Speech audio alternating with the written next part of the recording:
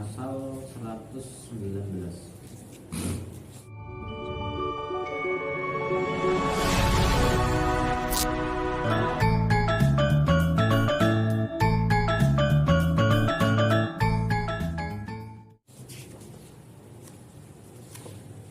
Lama alimal haqqu minka wujuda malalin lawana laka at-ta'an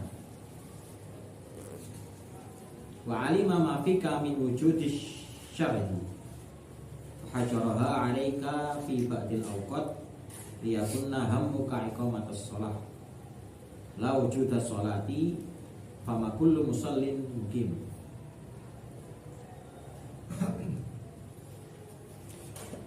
Karena Allah mengetahui bahwa engkau mudah jemu, Dia membuat bermacam-macam cara taat untukmu. Karena Allah mengetahui bahwa engkau rakus, Dia membatasi ketaatan itu hanya pada waktu-waktu tertentu, agar perhatianmu tertuju pada kesempurnaan sholat, bukan pada adanya sholat. Karena tidak semua orang yang sholat dapat menyempurnakan sholatnya. Allah mengetahui bahwa kau mudah bosan dan jemu.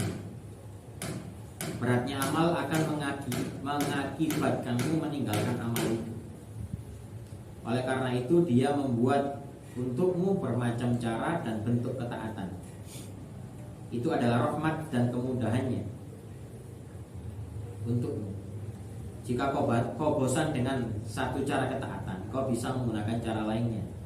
Sekiranya ketaatan itu hanya satu macam, tentu jiwamu akan jemu dan akan meninggalkannya lantaran merasa berat melakukannya.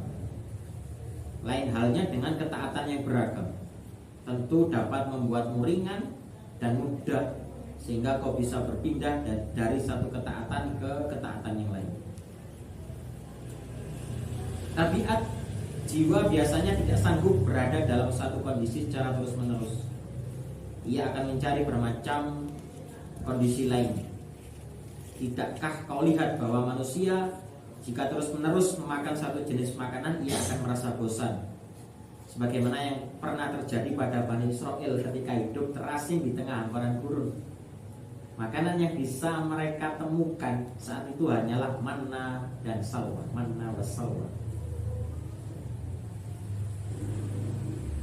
Allah juga mengetahui bahwa kau begitu tamak, rakus dan melampaui batas. Kau selalu ingin cepat beramal sehingga membuatmu tidak melaksanakannya secara sempurna. Maka dari itu Dia pun melarangmu untuk melakukannya pada beberapa waktu tertentu. Hal itu juga dimaksudkan demi meringankanmu. Kewajiban terlarang dilakukan di luar waktu-waktunya yang telah ditentukan. Sementara itu ibadah atau amal-amal sunnah terlarang dilakukan pada waktu-waktu yang dibenci atau makruh. Allah membuat setiap ketaatan memiliki waktu khusus dan tidak membuatnya setiap waktu agar kau tidak tamak dan berlebihan yang berakibat pada ditinggalkannya amal. Kesimpulannya, ketaatan dibuat beragam karena adanya rasa bosan. Ketaatan dilarang di waktu-waktu tertentu karena adanya ketamaan pada dirimu. Keragaman dan ketentuan waktu ketaatan ini merupakan dua nikmat yang diberikan Allah kepada hamba-Nya.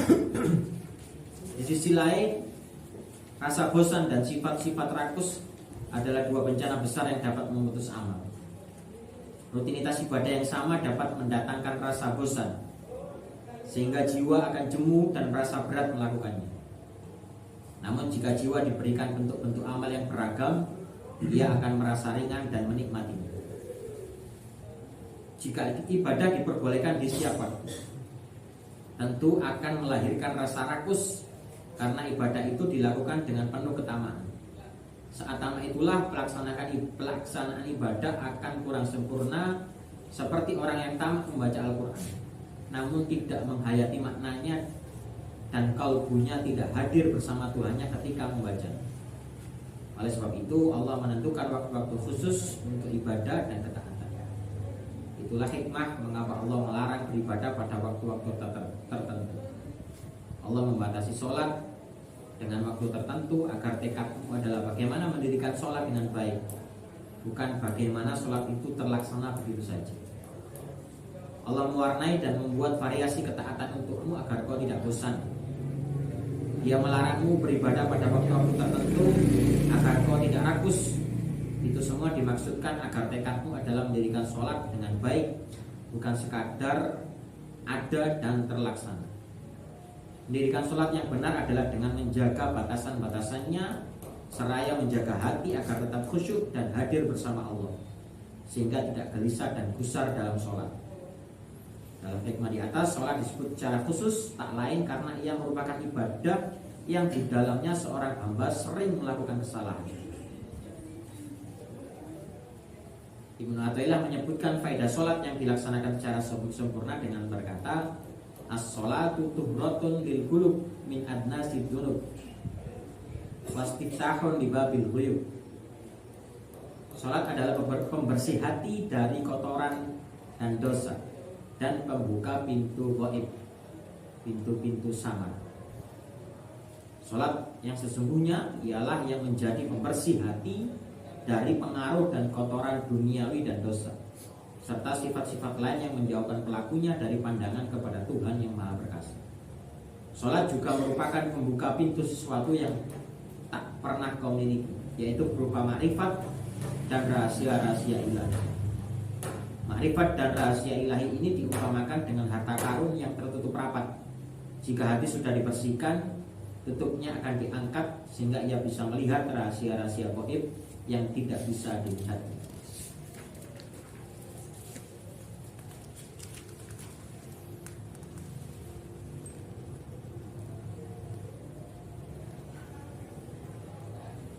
Itu sholat yang pertama menurut Ibnu Athaillah. Dan sholat yang kedua, sholatu mahallul munajat wa ma'dinul masoffat tattasi'u fiha mayatinul asrar wa tashrubu fiha syawarikul anwar. Sholat adalah tempat munajat dan kerinduan. Di dalamnya ruang rahasia meluas dan cahaya-cahaya bersinar.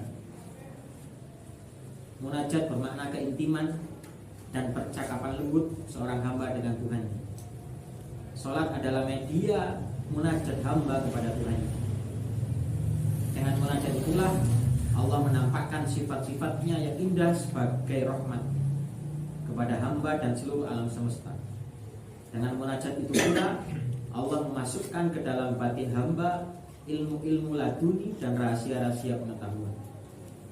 Sholat juga menjadi sarana pertemuan dan pelepas rindu hamba dengan Tuhannya. Dengan sholat hamba menghadapnya dengan segenap jiwa raga dan mendatangi Allah secara lahir dan batin, sehingga dalam relung batinnya tak ada yang tersimpan selain Allah. Dengan sholat juga Allah akan membersihkan hambanya dengan memberi kemampuan syuhud ataupun bersaksi ataupun melihat syuhud, dan mencurahkan karunia dan kebaikan. Inilah pembersihan yang paling tinggi. Semakin seorang hamba mendekati Allah, maka Allah pun akan semakin lebih mendekatinya lagi. Di dalam sholat ruang hati menjadi luas sehingga bisa menerima rahasia-rahasia yang berlimpah. Di dalam sholat pula cahaya bersinar terang. Jika cahaya menyinari hati, hati itu akan lapang dan terbuka menerima berbagai ilmu dan makrifat. Itulah buah munajat dan pembersihan yang disebut di atas. Semuanya adalah penegasan dan hikmah. Semuanya adalah penegasan dari hikmah sebelumnya, bahwa yang dituntut dari hamba adalah mendirikan sholat secara sungguh-sungguh, bukan sekedar melaksanakan. Ilahuna wa ta'ala bisawab. Jadi yang 119 tadi itu adalah berbagai macam amaliyah, berbagai macam cara taat kepada Allah. Yang wajib pastinya sholat, puasa, zakat fitrah. Yang sunnah banyak lagi. Dan juga ada waktu-waktu yang dilarang sholat.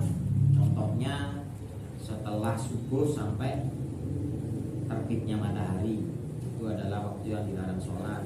Terus ketika matahari di atas sebelum zuhur. Terus juga setelah sholat asar itu juga tidak boleh sholat. Nah itu telah tabiat ataupun sifat dasar manusia itu kan cepat bosan dan juga rakus. Contohkan makanan Bani Israil, Salmana dan Salwa itu ceritanya di tafsir bahwa di gurun itu Bani Israil itu tidak punya makanan. Musa diambil umatnya dikonjali panganan nang Gusti Allah. Akhirnya rumah dikai makanan manna wa salwa itu adalah nama makanan dari surga. Nama makanan dari surga, tidak ada di dunia. Tapi wis dikai ngono iku lho sik bosan. Manusia sik bosan. Apa kan? Dan itu takon cetakon dhewe. Takon niku. Sing ndi? Santok. Loro-lorone wis. Sing takon.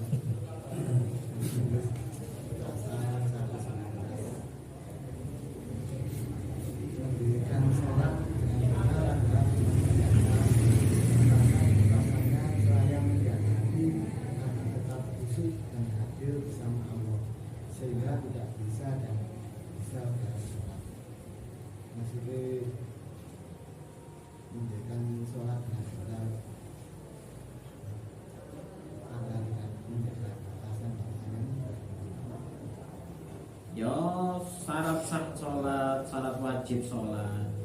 Sholat itu dikatakan sah berarti pertama menutup aurat, kedua dilaksanakan pada waktunya. Fikih, secara fikih batasan-batasannya itu secara hukum fikih. Ya kudu dhisik, ya gak oleh najis kan seperti itu. Batasan-batasannya itu dalam konteks fikih. Ono syarat sah, ono syarat wajib. Wajibnya ya berarti rukun-rukunnya kudu pas. Jadi wayahe iktidal ya iktidal, wayahe sujud ya sujud. Itu secara batasannya itu fikih secara hukum. Tapi kan ditambahi. Nah ini hikamnya sekak fikih saja. Atau bahkan di fikih di dalam taufik itu kan pernah saya sampaikan bahwa syarat diterimanya sholat kan. Dalam taufik itu bahasanya syarat diterimanya sholat hadirnya hati, ya termasuk ini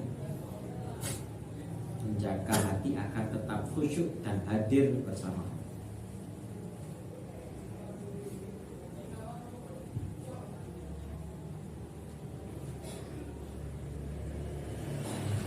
Seperti hadir pengeran itu terosok, pasti terosok ketenangan. Ciri-ciri pribadi yang melakukan. Ya minimal kita merasa dipantau, minimal. Ibarat CCTV itu kan seseorang ketika beraktivitas ono CCTV itu kan yo aktivitas dengan benar. Contoh nih pekerjaan.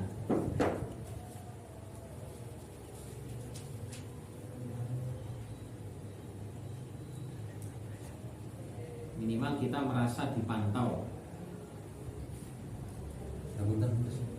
Menawi lek napa lek berjamaah niku lek salat pribadi niku lebih khusyuk dan merasa lebih dekat dengan Allah. Napa niku saged dikatakan salat sendiri niku lebih baik dari yang berjamaah. Ya tetap iso tetap jamaah tetap lebih baik dari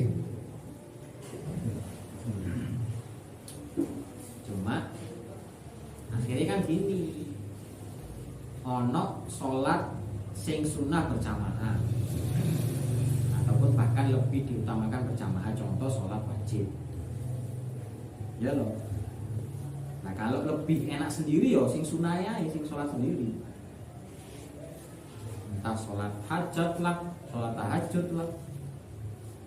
Kan gak ono sholat jamaah jam 12 bengi selain konan.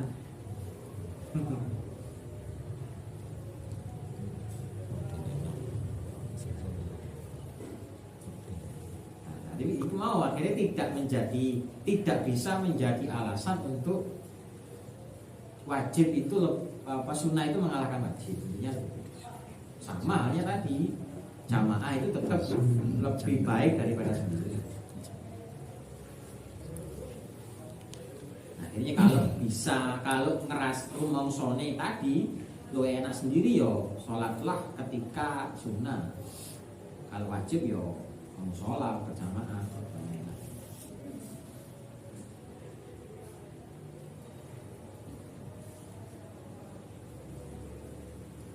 Atau diwali, lek kulo hadir lah. Namun apa kulo sholat kan? Kan di sini tuntutannya sholat itu harus khusyuk dan hadir. Yo, kita sama-sama sudah balik, sudah dewasa, besar. Yang pasti orang wajib sholat itu wis balik, wis dewasa, wis berbau wajib itu urusan. Yang pasti wajib ya tetap wajib, gak bisa dinyang. Nah hadir gak hadir itu faktornya kulino.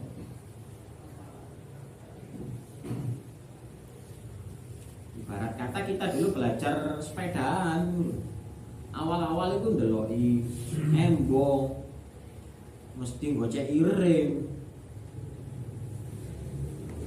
Tapi ketika mahir kan wis mosok kerek nembok. Sing kita angen-angen kan tujuan.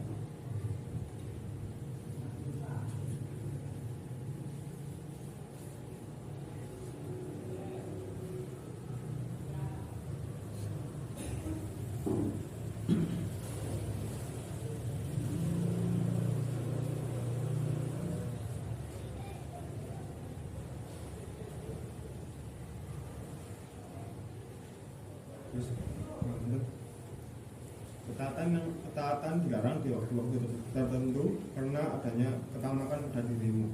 Ini maksudnya ketamakan yang dimaksud dalam hadis.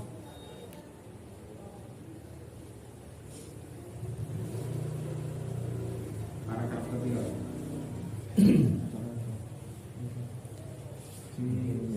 Satu sama dulu paragraf kali ini belum.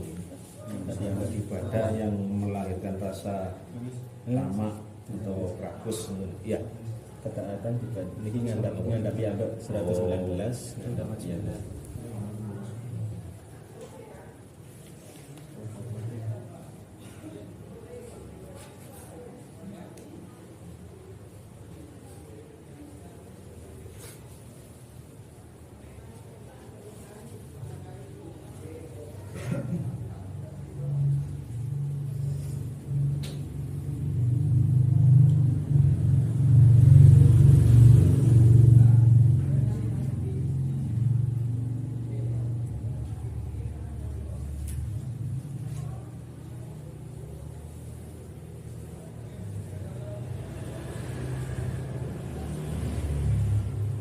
Ketaatan dilarang di waktu-waktu tertentu karena adanya ketamaan pada diri.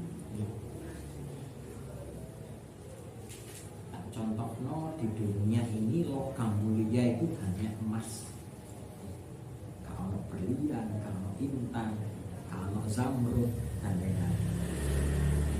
Itu potensi orang untuk berlomba-lomba atau potensi kita untuk memperebutkannya ataupun berharap memperolehnya itu iya lah ngawur malah.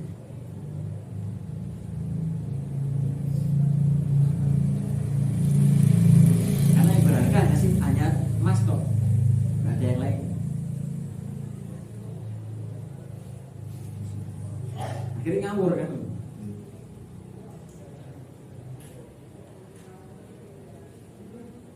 Makanya kan tadi dimunculkan bermacam-macam. Akhirnya ternyata intan itu juga berharga, berlian juga berharga.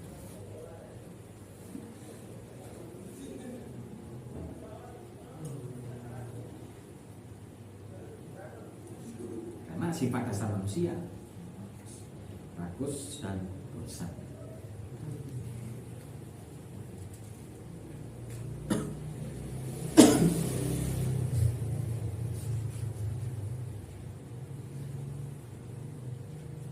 Ya contoh sholat lah, ketika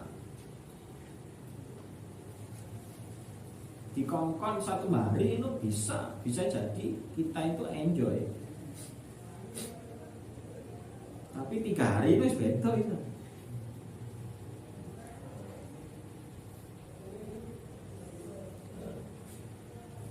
Atau tadi lah 4 rakaat, rakaat pertama wae aman, begitu rakaat ketiga guys kacau.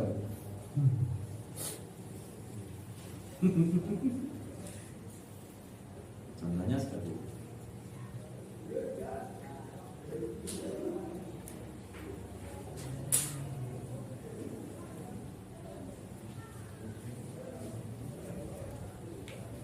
Itu nih.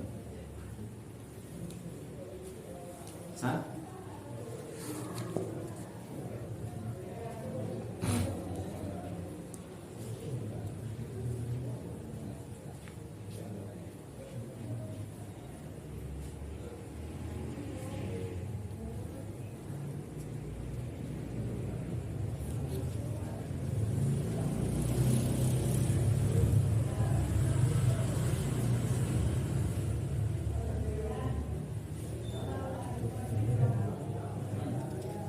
Sekiranya ketaatan itu hanya satu macam dan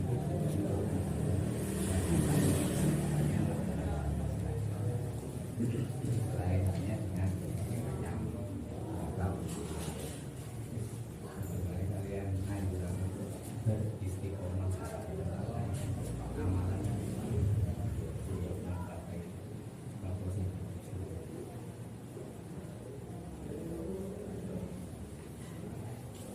Istiqomah itu kan nggak harus satu loh, atau istiqomah itu kan nggak harus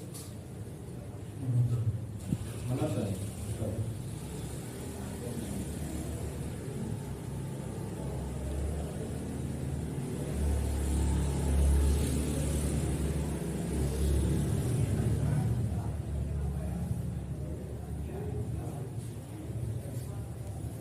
Jadi melakukan istiqomah melakukan kebaikan. Sebenarnya yang istiqomah itu melakukan kebaikannya. Ya amalan ada, amalan juga diperlukan istiqomah. Ya contoh sholat wajib itu kan ada waktu-waktu tertentunya, ada waktu. Tapi di luar itu kan banyak sekali. Ini sih kalau masuk misalkan ada satu amalan dari guru seorang guru lah, nah posisi badan satu rumah nanti ya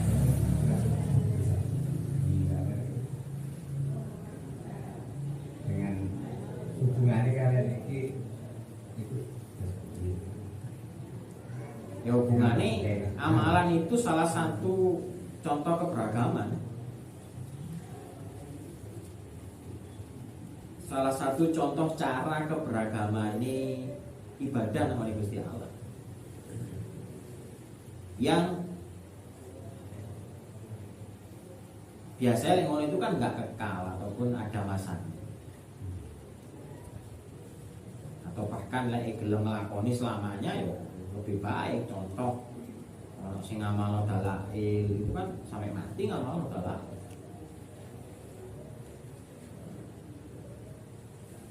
Ratibul haddad ya toh baca tiap hari.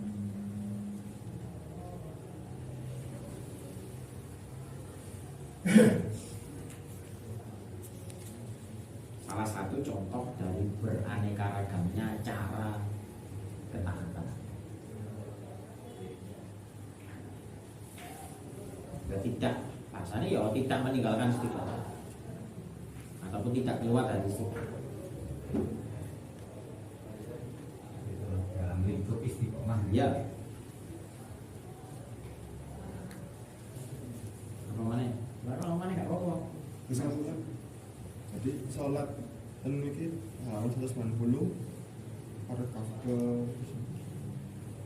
tiga sing Allah membatasi sholat dan waktu tertentu agar dekatmu adalah bagaimana mendirikan sholat dengan baik bukan bagaimana sholat itu sama begitu saja.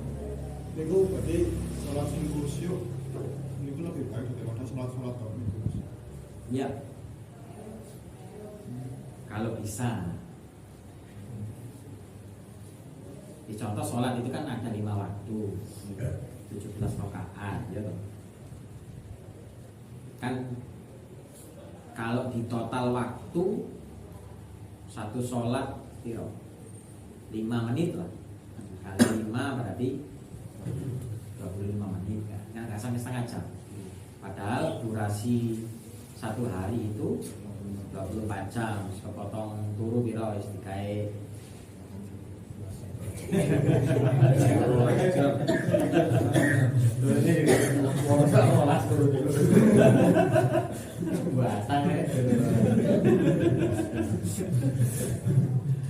Nah, akhirnya kan bahasanya memaksimalkan akhirnya nih. Contoh berikutnya kan apa ini? Allah mengetahui kelemahan dirimu sehingga menyedikitkan bilangan sholat. Dia juga mengetahui kebutuhanmu terhadap karunia-Nya sehingga melipat gandakan pahalanya kan. Dengan sedikit itu kalau benar-benar bisa didirikan ataupun terlaksana dengan baik, itu kan manfaatnya luar biasa. Contoh dalil minas sholat tanha anil fahsya'i wal munkar yang kita sering lihat itu loh.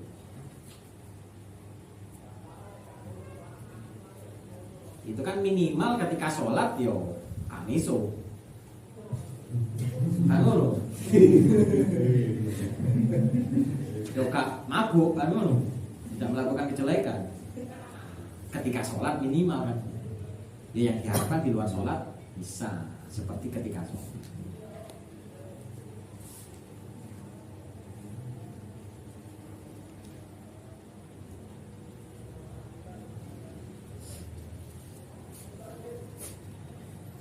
Ini kata-kata ini ditentukan waktunya karena tiap jam sholat mesti bener pasti hanya cara wong sing taat hanya dilaksanakan saja tanpa dirasakan prosesnya.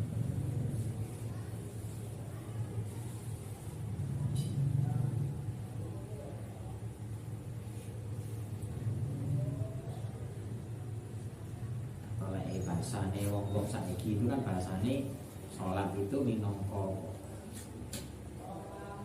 jenenge restart ulang kan bahasane. Reset ulang.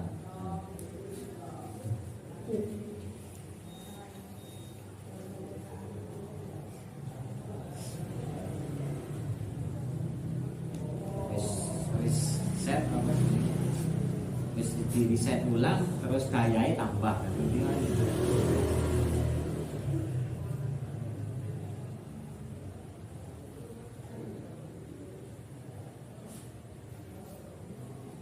Jadi kalau tidak itu mau bahasane reset ulang dan ngecas mau kira-kira mari sholat kok pancet akeh sampai terus baterainya yo gak tambah kan berarti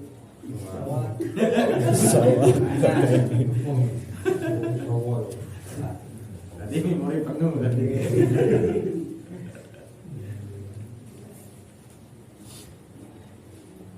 Enggak yang lainnya lagi.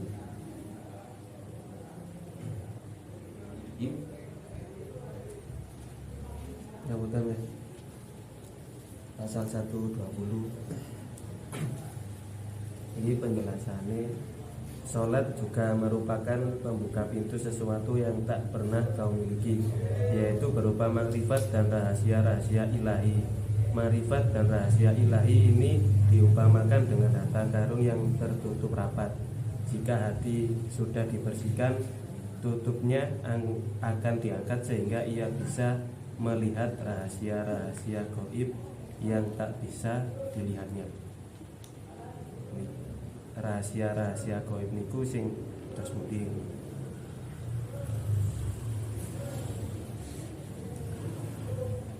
Kalau kita sudah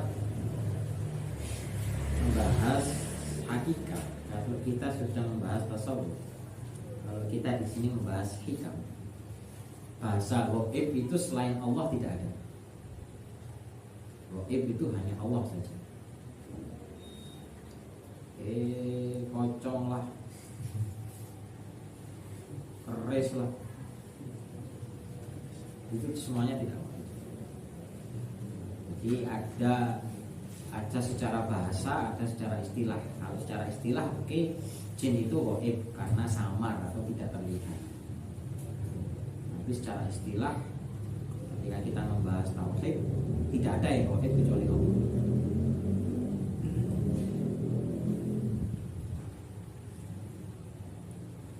Jadi di sini, ketika sholat itu sudah bisa sampai itu tuhratun lil qulub min adnasid dunub, sudah bisa membersihkan hati dari dosa-dosa,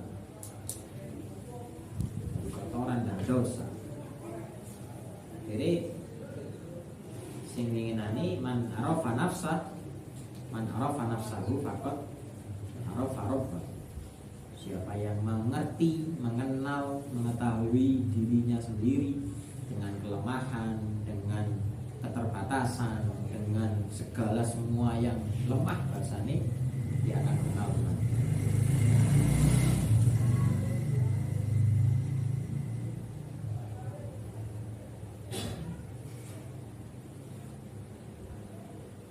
Yo ojo digambarno nek wis salat khusyuk terus ketok sembarang kali.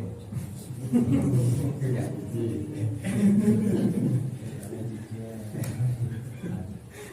Nek ngono otomatis kakean delok. Terlalu drama. Terlalu baper. Ngapunten berarti gaibun mriki namung keilahian mawon. Iya, betul.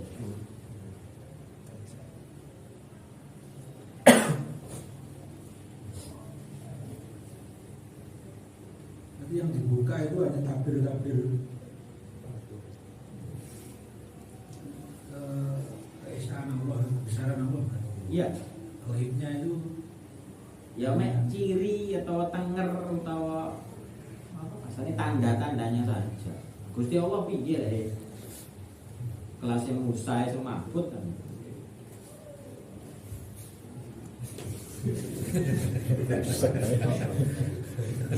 Ujungnya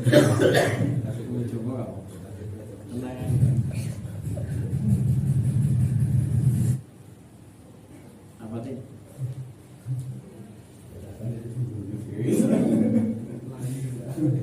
Ya udah di isbat satu as-salatu mahal.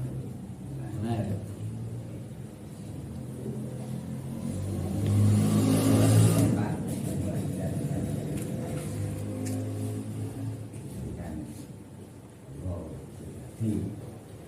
Sholat kan membawa kebutaan kan, apakah di situ juga termasuk di dalam itu penyampaian kerinduan dan itu yo gini toh. Kita lah Allahu Akbar. Kabira walhamdulillah kabira. Subhanallah bukratan wa asila. Ini wajah tuh wajhiya. Inna sholati wa nusuki wa mahyaya wa mamati. Kira-kira kita bisa nggak menghayati itu?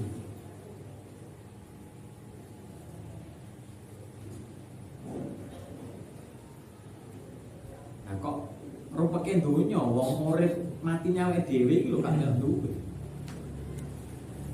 Jadi di sini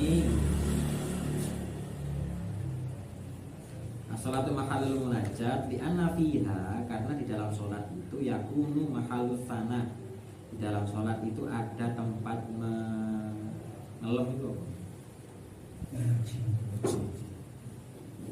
Ngelem wa du'a wal munajah muqattibal asrar inda sofail azkar lil malikil jabbar.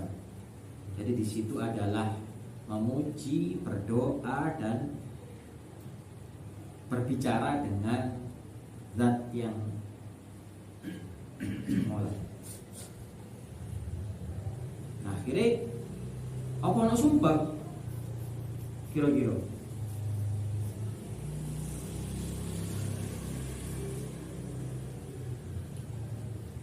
kau no bacaan sholat sumpah itu kau no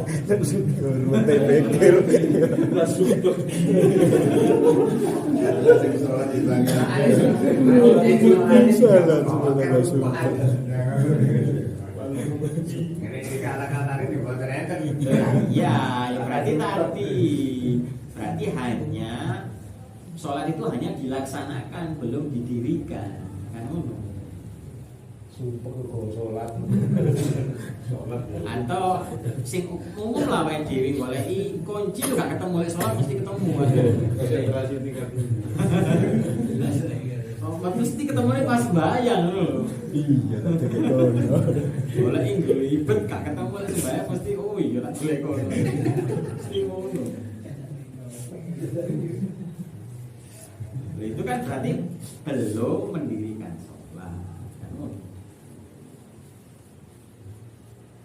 Munajat tadi kan kalau sudah iqamati sholat.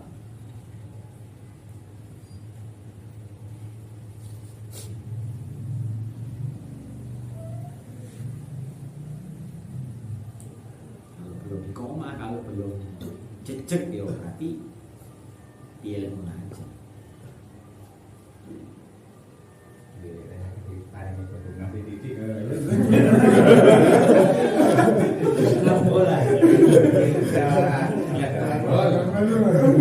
Ya tadi gambarannya mau lo. Sholat itu ibarat HP kan reset ulang dan ngecas kan. Jadi kan ketika kok pada sholat selesai sholat tidak bertambah ringan sistem dan baterainya tidak bertambah berarti indikatornya HP ini sing rusak, tas listriknya sing mati kan.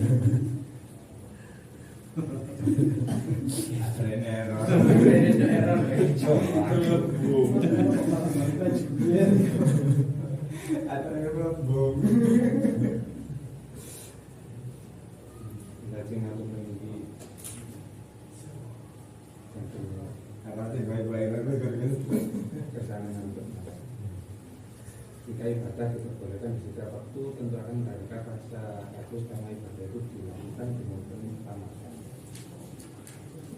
Jadi melalui kaum ini tapi batas yang berkenaan dengan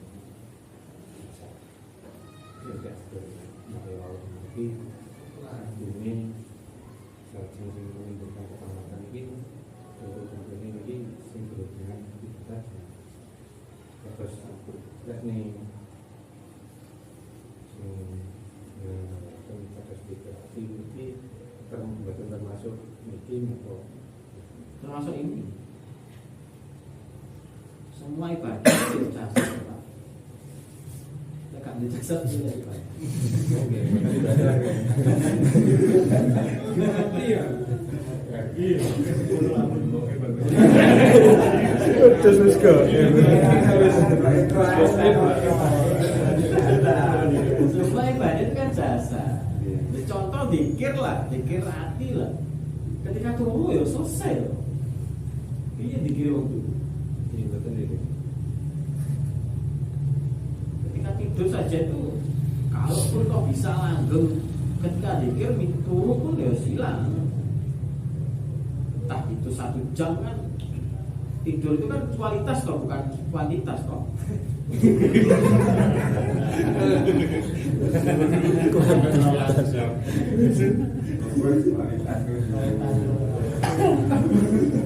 Tidur itu kan nggak harus banyak, yang penting berkualitas. Jasad apa itu? Kalau jasad itu tinggi. Karena kewajiban ibadah itu kan ya ketika itu apa? Yes, semua apalagi wajib. Apa berakal, ya toh. Kan berakal kan Gak wajib dibaca. Beli kadang konslet Lama pelan itu ya udah baca kan. kita hybrid Berarti kan di apa analoginya itu mau oleh wis kak gelem ketatrapan atau tidak mau kena tuntutan sholat yo itu berakal kan. Selama kamu masih berakal ya kamu tetap kena tuntutan sholat.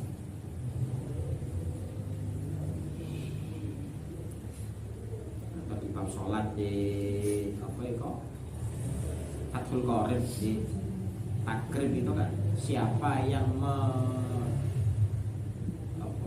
bahasanya meyakini bahwa kewajiban sholat itu tidak wajib ataupun boleh ditinggalkan kan sah untuk dibunuh halal daging.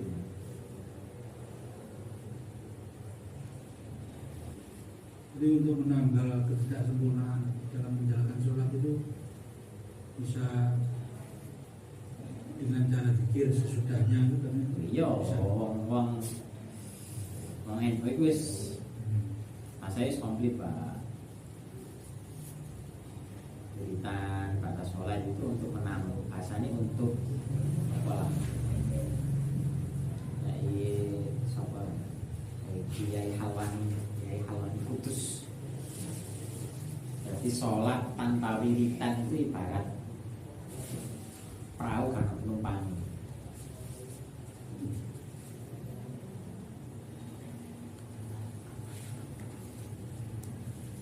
Karena ya hampir semua manusia itu lek sholat gak iso khusyuk, ning lek dikira iso khusyuk.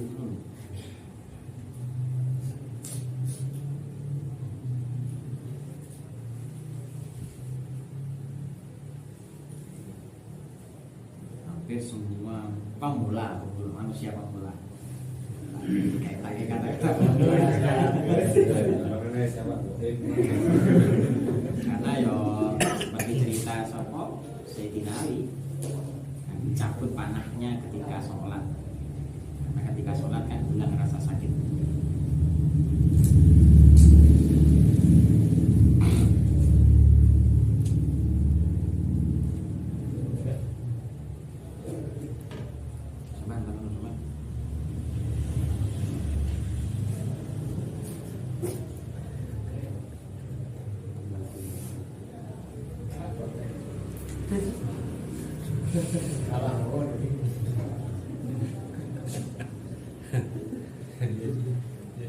Bintang wis gitu.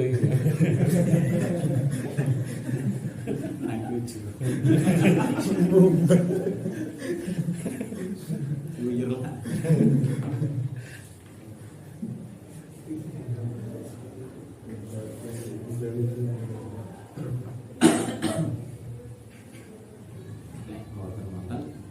Jadi nyambung kali pembahasan malam ini, jadi termasuk pengumuman malam ini yang akan kita laksanakan.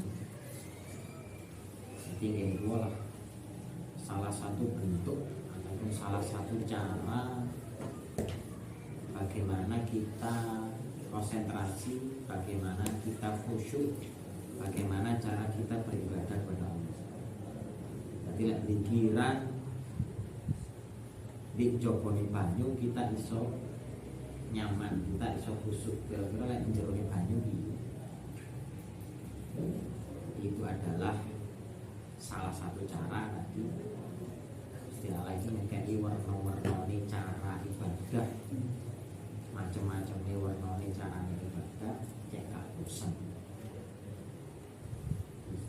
Pengumuman ini bukan ataupun tidak lain adalah salah satu cara kita khusyuk, kita konsentrasi, kita wiritan di jero banyu itu rasanya apa padha ambek di jero banyu. Ya hanya itu saja. Lain-lainnya itu bonus, lain-lainnya itu sampingan.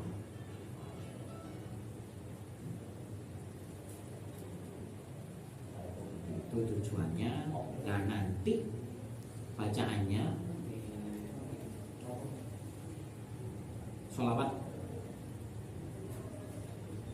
sing ngapal sholawat apa ae monggo diwaca.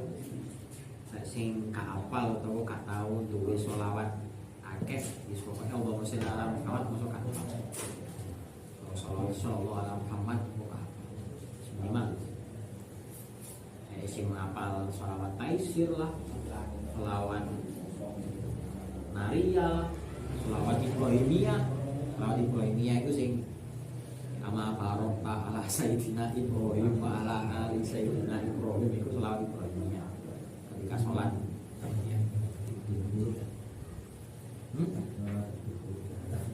Sembarang wis pokoke sholawat.